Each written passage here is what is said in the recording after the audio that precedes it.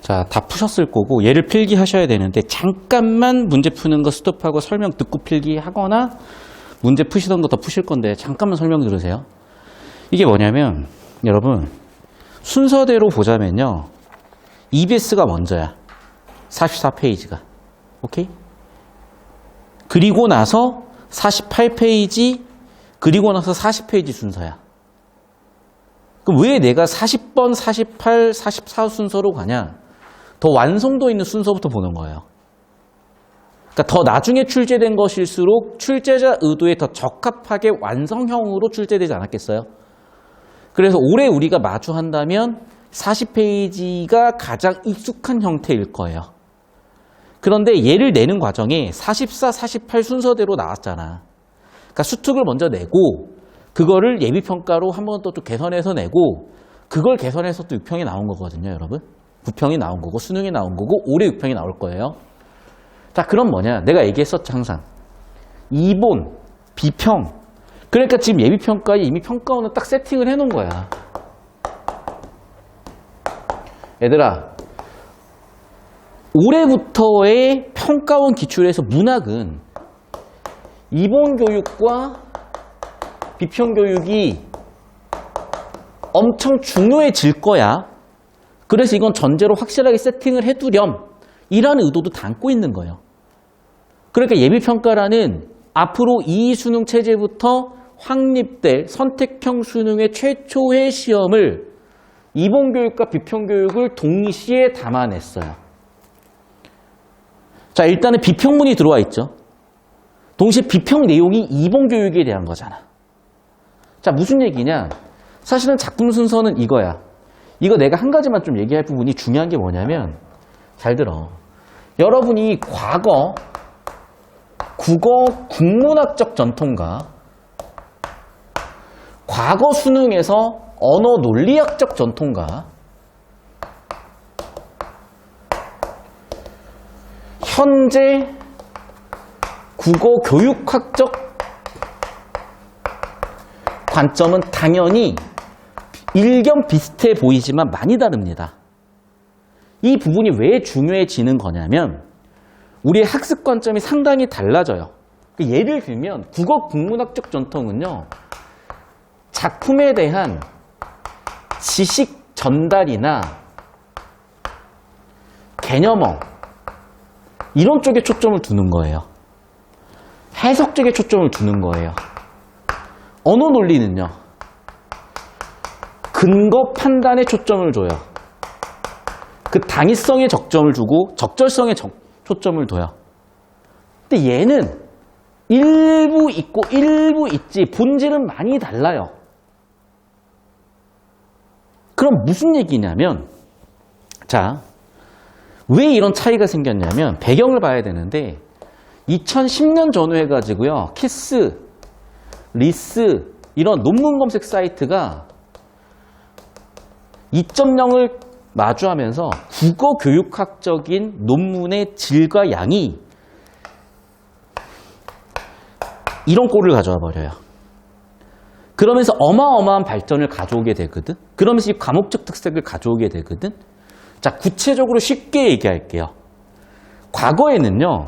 예를 들면 어떤 작품이 있으면 예를 들면 양주동 교수님 해석 봐봐. 문학작품에 대한 해석이 이거밖에 없어. 왜냐하면 연구가 논문이 자료가 충분하지 않은 거예요. 문화재가 충분하지 않은 거야. 그러니까 이본이고 나발이고 없어 그냥. 그러니까 그때까지 발견된 그거를 원문으로 보고 이거에 대해서 가장 권위 있는 해석을 기억하세요. 그걸 권위로 놓고 판단하세요. 이런 느낌이었다고요. 그런데 2.0이 오면서 어떤 일이 벌어지냐. 이본이 한 400개 넘어가는 거예요. 뭐가 우선이냐 따지기도 쉽지가 않은 거야. 바꿔 얘기하면요. 원문은 언제 나와도 바뀔 수 있다는 거죠. 그러면 애초에 원문의 권위가 얘의 권위가 없어진 거예요. 그러면 공부를 어떻게 할 거야? 라는 학문적인 확립을 해야 되잖아. 여기서 그 답을 낸 거죠, 사실은.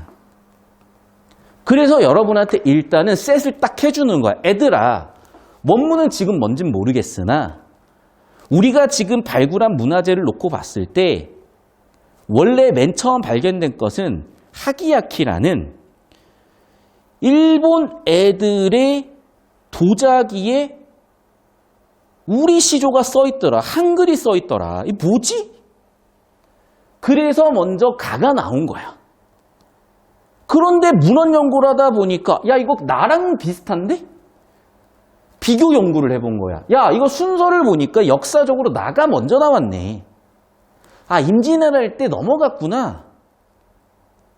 근데 얘네들은 아직도 조선의 전통을, 조선의 의식을 갖고 있으니 그거를 도자기 작품으로 구워냈네. 그리고 엄밀하게 얘에서 여긴 아니겠죠. 여기서 여기겠지만 어쨌든 그러다가 시조가요. 장형화되잖아. 사설 시조가 되잖아. 그런 장르적 변화도 있었던 거고요. 그리고 구한말이 되면 사람들의 가치관이 바뀌잖아. 그러니까 내용적 변화도 생겼던 거야. 그런 문학 작품을 어떻게 분류해야 되는 근본 문제부터 해결하고 가야 되잖아요. 그래서 어떻게 된 거냐? 자, 일단 첫 번째, 우리는 내용과 형식이 얼추 비슷하면 같은 작품으로 보겠지만 일부 달라지는 부분, 완전히 같다고 볼 수는 없으니 이본이라고 할게.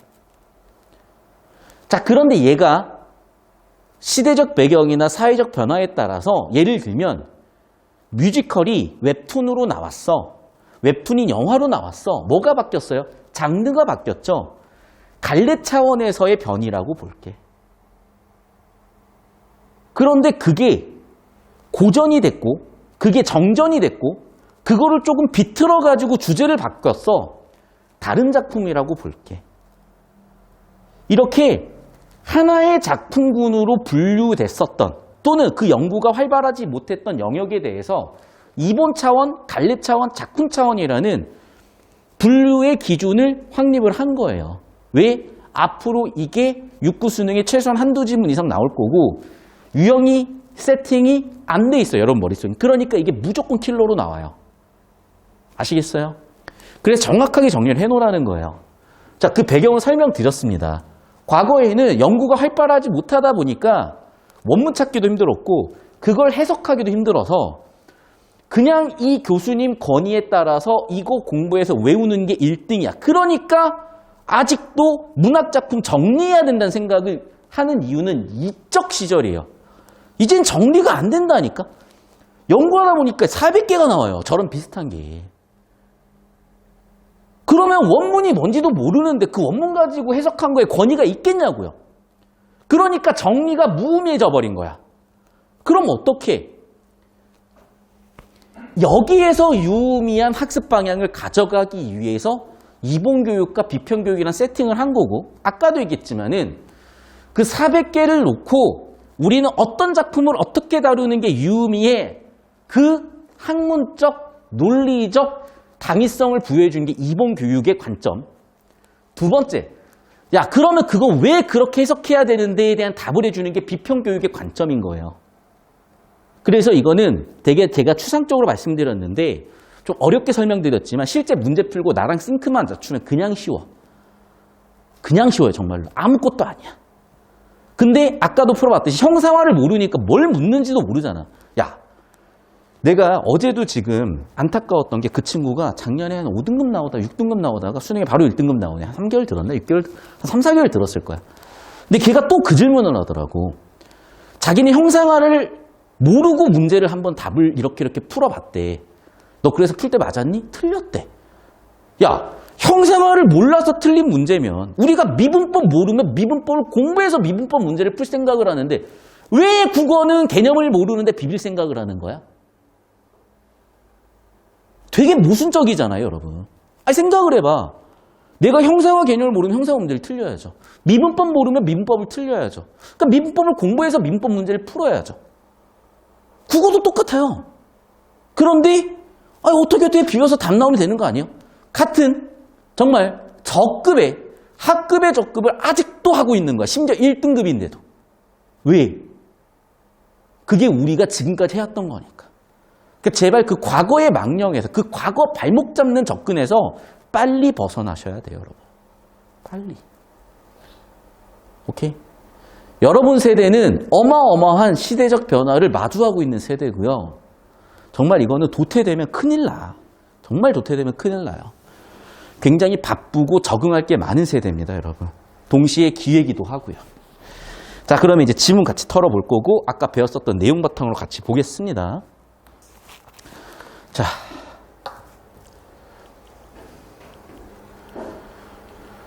고전 시가의 세계에는 많은 사람들의 애창되던 작품들이 후대로 전승되거나 창작 등등등 해가지고 도입을 했잖아요. 그래서 일단 개를 소재로 가보겠대. 무슨 얘기를 하고 싶은 걸까? 자, 하기야키라고 불리는 게 있는데 시조가 적혀 있고 봤더니 이거예요. 봐봐, 소리 나는 글자. 개야 짖지 말라. 반사람이 다 도둑이냐? 다 도망가겠다? 잘 모르겠어. 자목지 호고려님 지순 댕겨 살아. 그러니까 님이라는 걸 보면 뭔가 이게 중정적인 것 같고요. 짖지 말라는 거 보면 개한테 뭔가 명령하는 것 같거든. 무슨 얘기를 하고 싶을까? 그 개도 호구려 개로다. 듣고 잠잠하노라. 솔직히 잘 모르겠는데 일단 개 보고 짖지 말라, 잠잠하다 이런 내용이 비슷한 걸 봐서 뭐 좀 짖지 말라는 얘기인 것 같아. 그런데 18세기를 봤더니 있었네. 더 이런 식의 있었네. 아, 우리는 가를 발견했었으나 실제로 나가 더 옛날 거였구나. 그러면 나를 한번 보자 해서 봤더니 개야 짖지 마라. 이건 좀 더 명확해요. 반사람이 다 도적이겠냐. 더 의미가 명확해졌어요. 두목호걸님이 주석 바로 봐. 당나라 시인 두목호걸이 님 출신 다니노라. 찾으러 다녀요. 그 개도 호걸의 집 개인지 듣고 잠잠하더라. 자, 무슨 소리인지 잘 모르겠으나 아마도 이 사람에 대해서 님이라는 걸 붙인 걸 보면 긍정적으로 생각하는 것 같고 아마 이 사람을 쫓나, 걔가? 걔가 쫓으니까 짖지 말라고 하는 건가? 잘 모르겠어요. 더 읽어봅시다. 가와 나는 일부 시어 표기가 다르긴 하지만 대부분 구절과 표현이 일치하기 때문에 구조 잡아. 문장 구조, 독서 구조 같은 작품이다. 나가 우리나라에 전하고 있을 뿐만 오기가 거의 없다는 점에서 오랫동부터 전승되어 오던 나를 고국에 익힌 도공주의 일본으로 끌려갔을 것이라고 판단되구나. 오케이. 그럼 앞쪽에 있는 단서들 가지고 뒤쪽에 판단을 한 거죠. 자, 그러면서 작품에 뭐가 있는 거야? 준거가 있는 거예요. 비평이 있다고요. 해석이 있다고요. 다시 한번 얘기하지만 얘는 뭐다? 절대적인 준거가 된다고요. 나는 뭐라고? 화자를 여성으로 간주하면 두목지 같은 남성이 찾아와야 되는데 걔가 짖어서 쫓아보내버리니까 좀 조용히 해. 오케이. 됐죠? 자, 그럼 봐. 내가 이미 여기서 표로 적은 바와 같이 기본적으로 예술이라는 것은 내용과 형식이라는 정보로서 구조를 잡을 수가 있다고 했었고 나와 다를 비교해보면 비슷비슷 유지지만 뭔가 좀 다른 부분들이 일부 있으니까 그걸로 이본이라고 한다고 했었죠. 그리고 우리는 여기서 가나의 주제도 이미 세팅이 됐어요. 두목지 같은 호거를 기다리는데 걔가 쫓으니까 조용히 해라. 이거였던 거야. 오케이? 자, 그럼 봐봐. 가나의 해석과 주제를 보면요. 대강 이런 틀이에요. 원문이 뭔지는 몰라. 근데 가나를 보면 뭐야? 자, 화자를 여성으로 놓겠대. 그러면 상황이 있죠. 개가 짖어요. 화자는 이 개한테 반응했죠. 뭐라고? 짖지 마. 이유는 두목지 와야지. 네가 쫓으면 어떡하니? 이거야. 이 정도야 지금 가나는. 계속 볼게요. 봐봐. 지금 비평문 나온 걸 바탕으로 작품 해석을 끌고 가잖아. 그러니까 여러분 비평이 나오면요 해석이 난이도가 훅 올라가요. 왜? 비평문을 바탕으로 보라고 줬으니까. 원문도 많이 나와버려요. 그 이유는 비평문을 보라고 줬으니까. 그러니까 비평 가지고 최대한 이렇게 잡아가야 되는 거야. 계속 볼게. 임진왜란, 그러니까 꼭 임진왜란, 임병양란 이후에 개를 소진한 작품은 기존 평시조의 틀을 벗고 다른 양식 갈래로 갔고 그게 사설시조가 됐대요. 기존 평시조의 사설시조. 그래서 다는 수많은 가집에 수록될 정도로 인기 있던 작품인데 중심 소재가 개, 화자가 여성. 하지만 양식이 달라졌다. 여러분 양식은 바꿔 얘기하면 장르죠. 그 장르 변화가 있다는 거예요. 또는 양식 변화, 형식 변화가 있다는 거예요. 그래서 갈래 차원에서 다른 장르가 됐다. 계속 봅시다. 사설시조가 된 거죠. 개를 연화문이나 기르되, 개 여러 마리 기르죠. 요 개가 제일 얄밉대. 정서. 왜? 미혼님 오면은 꼬리를 회에 쳐가지고 반기고, 고운님 오시면은 뭐 뒷발을 버둥버둥 물을 쾅쾅 해가지고 쫓아버리고, 야, 신밥이 썩어도 넌 안 준다 임마. 봐봐. 지금 다작품에서는 비슷한데 뭐가 다르냐? 화자가 여성이라는 거 똑같고 걔가 짖는 상황이라는 거 똑같지만 반응이 다르죠. 물론 반응도 짖지만 두목제 와야진 있지만 여기서 좀 더 추가가 된 게 뭐냐면 이 개가요. 내가 호감 가는 사람은 멀리 해버리고 내가 비호감 가는 사람은 가까이 해버리니 너 내가 신밥이 써도 안 줘. 내 밥이 썩어도 너는 안 줘. 라고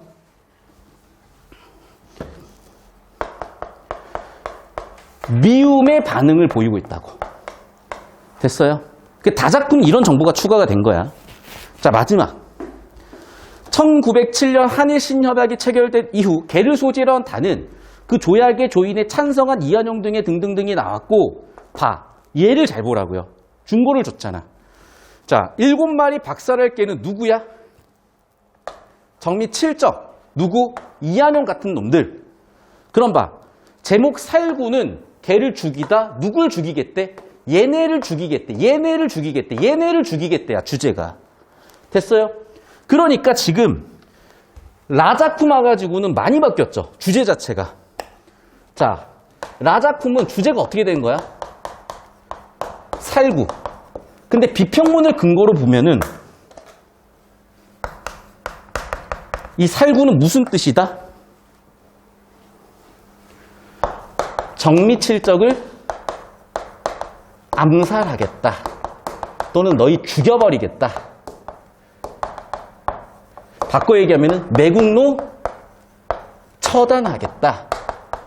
이거라고요. 오케이? 저쪽으로 합시다. 여기 사진 찍어 올려주세요. 여기 사진 찍어 올려주세요. 일단 여기 필기부터.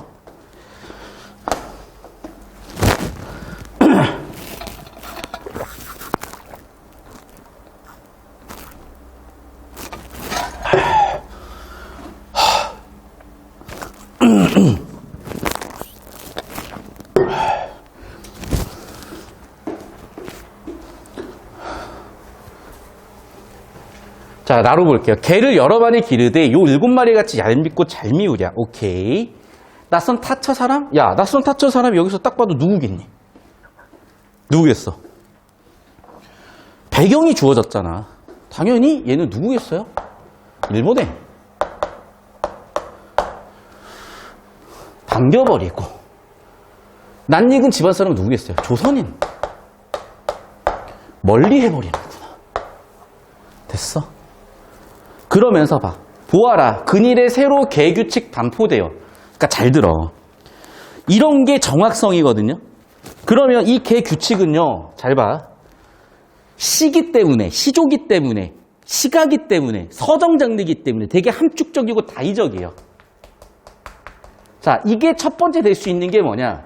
앞쪽에 규칙이 나왔잖아. 그러니까 이거를 한일 신협약인가라고 보는 관점이 있을 수도 있는 거야. 오케이? 그런데 정확성이라는 건 어디서 오는 거냐면요. 제발 좀 여러분. 정확성이라는 거는 구조에서 온다고요. 구조. 그러니까 여러분이 그 의미가 정확히 안 오는 이유는 구조를 못 잡기 때문이야. 문장 구조든 문단 구조든 글 구조든. 자, 문장 구조를 잡아볼게요. 내가 구조 잡는데 문장 구조 잡는데 녹색 쓴다. 빨간색 아니고. 그만큼 얘는 예전에 우리가 잡았던 구조와는 차원이 다르게 지금 중요해진 거야. 잘 봐요. 자, 개규칙이 반포되었대요. 그럼 개규칙을 근거로 이런 결과가 벌어지겠죠. 자, 그럼 봐. 개 임자의 성명을 개 목에 채우지 아니하면 박살당한다. 보입니까? 이 규칙은 어떤 규칙이야?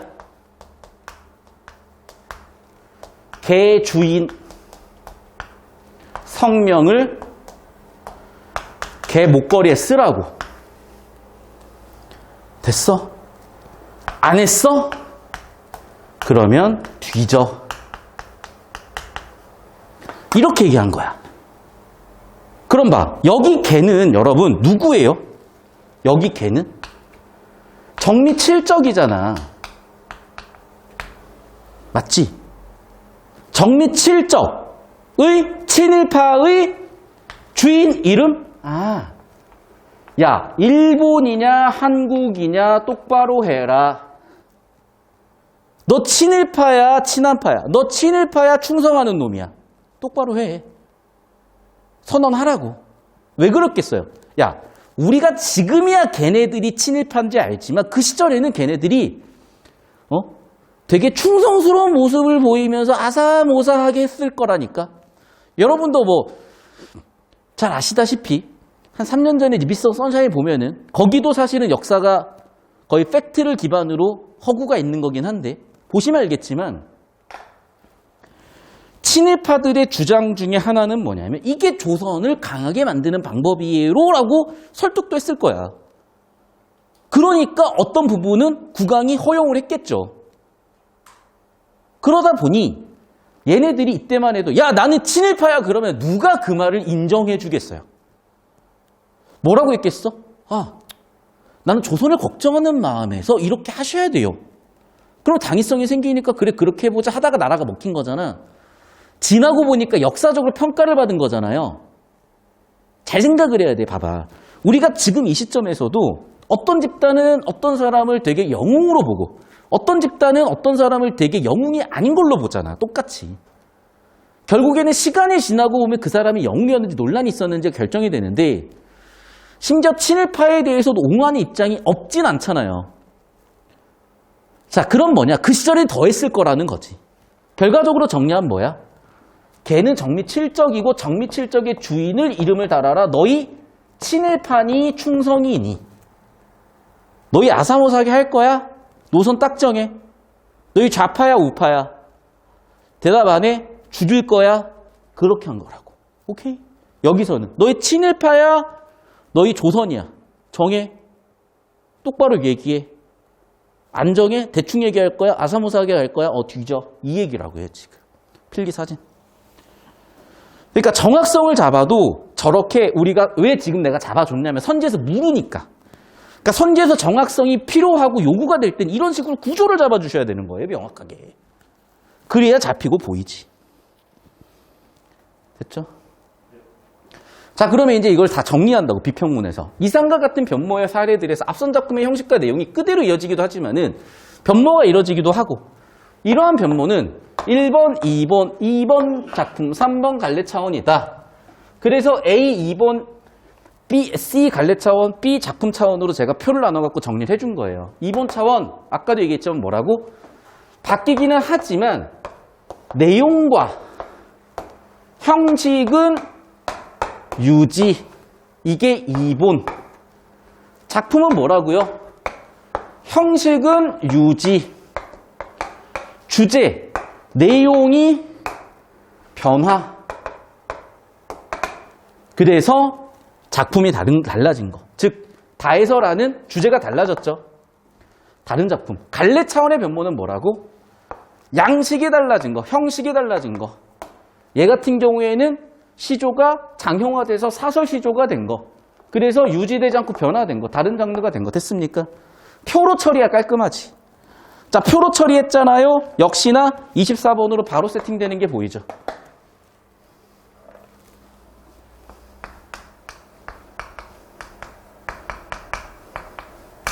그래서 24번 바로 가보겠습니다. 보입니까? 정리해 주시면은 A는 나에서 가로의 변화. 나에서 가로의 변화. 3, 4번. 그 다음에 B 같은 경우에는 다에서 라로의 변화. 정답 4번 끝이네. 됐습니까? 표 그리면 깔끔하게 바로 보였다고. 이거 자꾸 줄 굴러가니까 존나 헷갈린 거예요, 여러분. 일치로 가니까. 표 그리면 깔끔 그냥. 됐죠? 자, 두 번째. 1번부터 보겠습니다. 기억을 바탕으로 나를 감상한 내용으로 적절하지 않은 것은. 자, 기억이 뭐냐면 비평을 준 거를 줬잖아. 그러니까 우리가 지금 여기다 처리한 이 해석 가지고 가라는 거야, 지금. 오케이? 자, 그럼 이 내용 가지고 왔어요. 1번 선지부터 쭉 볼 텐데, 초장의 화자가 개에게 짖지 마라고 한 것은 방사람이 개가 짖는 소리에 발걸음을 돌릴 거 염려했기 때문이겠군. 그러니까 내가 얘기하는 게 뭐냐면요.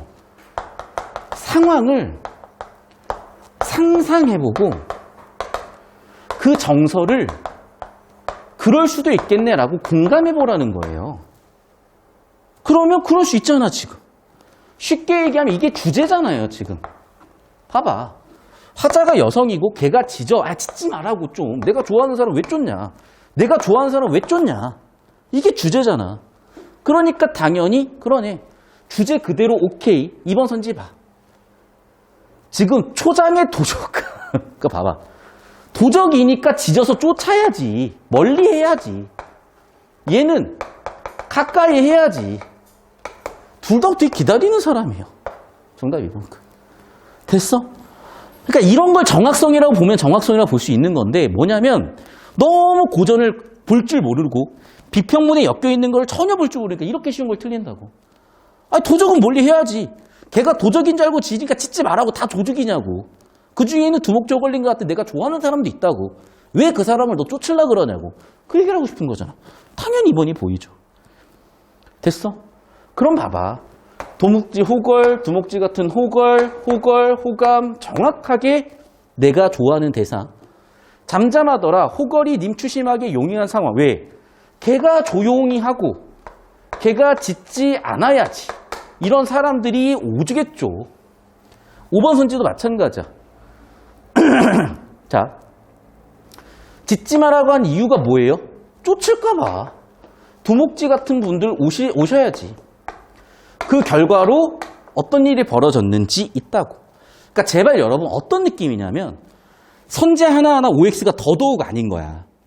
이거 어떻게 선제 하나하나 OX로 풀겠어요? 결국 뭐예요? 이거야. 상황을 상상하고 그 상황이면 이 사람이 이런 정서를 느끼겠지? 공감할 수 있니? 바꿔 얘기하면 그게 주제지? 그거 잡을 수 있겠니? 를 이제는 되게 정갈한 문항의 설계와 선지의 표현으로서 만들어놨기 때문에 우린 그걸 자꾸 잡아가야 돼요. 그 어떤 결을. 다시 한번 얘기하지만 그러다 보면 희미했던 어떤 기준들이 되게 명확하게 날이 선다고요.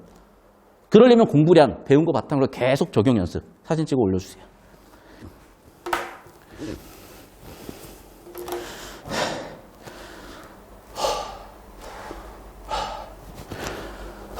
자, 봅시다. 그 다음 문제. 23번. 개를 바탕으로 나다를 비교해 보래요. 자, 그래서 뭐냐면 우리 여기서 나와 가는 비슷했으니까 다를 비교하면 딱 이거라고 봐. 비교할 부분이 보이죠? 어떤 부분이 비교해야 될 부분이야? 이 부분이야. 여기서는 걔한테 짖지 마에서 끝났다면 여기는 걔가 미워. 정서 보이죠? 주제 정서 보이죠? 그래서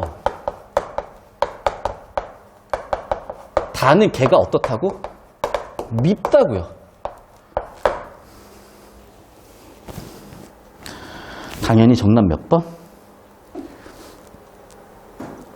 하나씩 볼까요? 자, 1번 선지. 모두 화자의 기다림을 표현하는 매개물? 왜? 그래. 결국 내가 표출하고 싶은 주제는 이거지. 근데 걔를 소재로서 표현을 했잖아요. 그러니까 내가 그만큼 님을 기다린다? 걔가 짖는 상황, 걔한테 짖지 마라고 하는 그 상황으로 표현하고 있잖아. 그러면 걔를 통해서 주제를 표현하고 있구나, 매개물도 가능할 거고. 2번 선지. 지시어에 의해서 개와 화자 간의 물리적 거리. 자, 지시어가 있는지는 좁히고 확인해 봐야죠. 오케이? 이건 좀 이따가 좁히고 한번 확인해 봅시다. 자, 3번 선지. 기다리는 상황. 있죠? 주제죠? 화자의 기대 있죠? 근데 개의 반응은 다르죠? 정확하게 주제 다 들어와 있죠. 구조도 다 들어와 있죠. 그걸 한마디로 시적 상황이래. 오케이. 3번 내용도 확인. 자, 4번 봐봐. 교감이 가능하다. 왜? 지금 걔한테 명령하고 있잖아. 명령한다는 얘기는 말을 들을 거라는 거죠. 됐어? 근데 봐. 다는 명령해. 명령했어. 자, 봐봐. 다를 봐요. 다를 봐. 달을 보시면은 요같이 얄미우랴. 너 먹일 줄, 명령이 또 없네 보니까 다시 보니까. 자, 무슨 얘기야? 상황 제시하고 너 미워. 미운 이유를 설명하고 있다고 사실은. 결국은 뭐야? 개에 대해서. 개의 행동을 바탕으로 나 너 미워를 얘기하고 있잖아. 얘는 명령을 하고 있고. 아, 그러네. 둘의 차이가 이거네. 나는 걔한테 명령해서 하지 마. 교감 가능한 대상인 반면에 다는 너 자꾸 그러냐? 내가 그러니까 널 미워하지. 그 얘기는 너 내 말 안 들어. 미워. 너 신밥도 안 줘. 보이죠? 그러니까 아까랑 똑같은 느낌인 거야. 어떤 상황에 대해서 정서가 있는 건 누구나 마찬가지거든. 너희 그거에 대해서 공감해 볼 수 있겠니? 상상해 볼 수 있겠니? 그 느낌을 묻는 거예요. 자, 내가 하나만 얘기할게. 내가 되게 황당한 걸 봤어. 진짜로 제발 좀 모르면 좀 탁 치셔야 되는데 너무 황당한 게 뭐냐? 누가 물어봤어요. 국어 강사한테. 국어 문학 공부 왜 해요? 대답이 이거야. 재밌으면 하고 재미없으면 안 해도 된대. 걔 빙신 같은 소리야. 근데 칸트가 얘기했지. 인간은 이성과 감정으로 이루어져 있다고. 그런데 근대는 이성적인 존재로만 인간을 생각을 했고 그러다 보니까 되게 여러 가지 문제를 가져온 거예요, 사실은. 근대의 위기가 1, 2차 세계대전의 발발로 발현된 거거든. 어쨌든 칸트는 근데 감정도 이성처럼 객관적 영역으로 가져갈 수 있다. 그게 평가원 기출이고 문학, 감정적 정보 처리 능력, 비문학, 이성적 정보 처리 능력, 감정적 정보 처리 능력이 왜 중요하냐고요? 여러분. 그럼 도대체 우리가 감정 없이 사니? 여러분 평생에 좋아한 사람 없어요? 평생에 싫어했던 사람 없어요? 여러분 지금 머릿속에서 떠오르는 먹고 싶은 음식 없어요? 먹기 싫은 음식 없어요? 그게 이성이에요? 사랑을 이성으로 해요? 되게 모르겠다. 그건 감정이라니까요. 이유가 없어. 내가 너를 좋아하는 이유는 좋아서야. 뭔 개떡 같은 순환 논리니라고 얘기하는 순간 걔는 못소리라니까요. 좋은 이유는 좋으니까지. 꼭 여자친구 남자친구가 물어봐. 나 왜 좋아? 그 질문 일단 잘못됐어. 왜 좋다? 이유를 묻고 있고 논리를 묻고 있잖아요. 야, 좋은 이유가 어떻게 논리적으로 나오니? 아, 좋으니까 좋지. 그거야. 이성적 정보 처리 능력과 감정적 정보 처리 능력, 감정적 정보 처리 능력이라고. 자, 마지막 5번 보겠습니다. 걔가 변하는 걔가 상황이 변해도 행동을 바꾸지 않는 존재라면, 야, 뭐야, 반대로 얘기했네. 봐봐. 4번에서 5번 흐름 보이죠? 현관펜으로 딱 화살표해놔. 교감이 가능하니까 얘는 바꿀 수 있죠. 반대로 교감이 어려우니까 바꿀 수 없죠. 선지 하나하나 독립적으로 종합 판별시키는 게 아니라 사고 흐름이 이렇게 있다고. 4번에서 뭐라 그랬어? 야, 나는 봐. 교감 되니? 되니까 명령했겠지? 그럼 상황 바뀌면 얘도 바뀔 수 있겠지? 그런데 다는 미워만 하네? 왜? 말을 안 듣는다고 받겠지? 결국에는 상황 바뀌어도 행동 바꾸지 못한다고 받겠지. 너희 내 사고 흐름 따라올 수 있니? 그러니까 지금 22, 23이면 보면 알겠지만 선지 하나하나를 놓고 OX를 따져라. 작년에 오답률 탑 1등 38번 문제처럼 선지 하나 놓고 따져라가 아니라 너희 이 문제가 왜 이렇게 출제됐고 우리 출제자들의 사고 흐름 따라올 수 있겠니? 사진 찍어 올려주세요. 그걸 자꾸 묻고 있는 거잖아요. 그러니까 사고 흐름을 따라가는 그 연습을 해주셔야 되는 거야. 왜냐하면 사진 찍어 올려주세요. 여러분 대학 가서 할 공부가 뭔 줄 알아요? 이거 되게 중요한 그림이고 나 이 그림 보고 되게 많은 걸 느꼈는데 여러분 잘 들어요. 이게 인류의 지식이라고 하냐면요. 박사 학위는 보통 어떻게 따냐면 일단은 학사부터 따야 되잖아. 자, 학사는 뭐냐면 이게 학사야. 오케이? 두 번째, 석사는 뭐냐면 이게 석사예요. 박사는 뭐냐면 여기다가 점 하나 찍어가지고 인류 지식을 확장했을 때 박사가 되는 거거든요. 무슨 얘기인지 알겠어? 여기 찍고 있어요? 인류 지식을 하나 늘려준 사람이 박사예요. 응? 그러면 봐봐. 우리한테 대단한 창의성은 언제 요구돼? 박사 때 요구가 되는 거야, 사실은. 왜? 인류 역사에 없던 지식을 창출해야 되는 거니까. 그러면 그 전까지는 뭐야? 잘만 따라가면 돼요.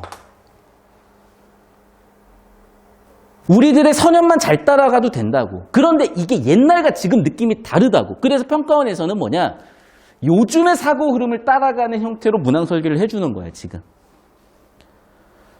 24번 문제 풀었죠? 사진 올려줬어요, 이거. 자, 25번 볼게요.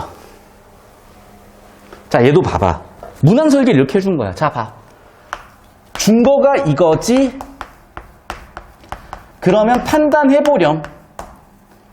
야, 이 사람들이 일본에 끌려간 도공들이 한글 썼다고 해서 고국에 대한 기억을 간직하고 있다고 판단하는 논리적으로 명백한 근거가 어딨냐? 그럴 수 있겠다라고 확률적으로 판단하는 거죠. 1번이 틀릴 확률보다는 1번이 맞겠네. 그치? 고국에 대한 기억이 있으니까 굳이 한글로 썼겠지라고 사실은 완벽한 정보에 의한 100% 판단이 아니라 높은 확률로 관련이 있겠구나라고 판단을 하는 거죠, 사실은.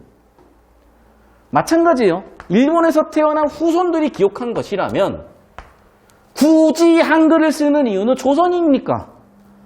아니면 일본어를 못 배워서 그럴 수도 있지만 역시 높은 확률로 그래. 됐죠? 사실 여러분이 역사와 유튜버들 보면은 이거 되게 부정적으로 보는 관점들도 많아요. 심지어 일본으로 끌려갔었던 도공들이 임진왜란 끝나고 나서 한국 와가지고 자기 가족들 데려가는 경우도 많았대. 왜냐면 한국에서는 공이야, 공. 그리고 이런 걸 만드는 사람들은 알고 있죠, 심지어. 노비기도 했어, 보통은. 그런데 일본 가니까 뭐냐면 거의 사무라이 계급으로 얘를 귀족 계급으로 대우를 해줬다는 거야. 왜? 기술자고. 그때만 해도 일본은 도자기 기술이 없었으니까. 아, 그런 역사도 있지만 이렇게 볼 수도 있는 거라고. 근데 걷다 대놓고 내가 아는 역사는 다른데요. 아니, 그건 역사고요. 그럼 국사 시간에 하시라고. 여기는 국어. 3번 선지 봅시다. 다가 만나지 못하는 고운님에 대한 원망을 표현한 것이라면 주제, 정서, 것이라면 앞에 C2. 걔는 고운님 탁에 부당하게 대접을 받고 있다고? 잠깐만, 그런가? 아, 그럴 수 있지. 걔가 뭔 잘못이야? 왜 걔한테 화풀이야? 라고 물어본 거라고, 사실은. 됐어? 봐봐. 실제 이 사람의 정서는 뭐야? 님에 대한 원망이라니까요. 근데 표현을 어떻게 하고 있어? 걔한테 얄미워하고 있잖아. 그럼 걔 잘못이야, 님 잘못이야? 님 잘못이지. 걔 입장에서 억울하지. 왜?